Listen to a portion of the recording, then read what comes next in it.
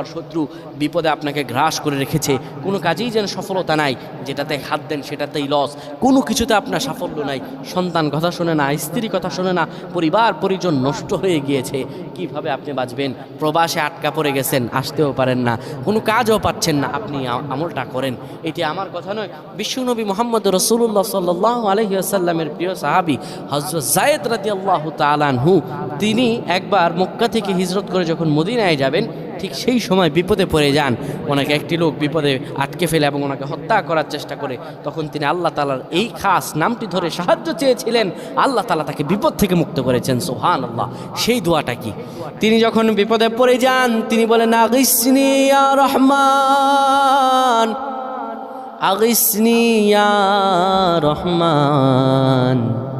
অপর এক বর্ণনায় এসেছে, আগিসনি ইয়া গিয়াসার রহমান। যখনই বিপদে পড়ে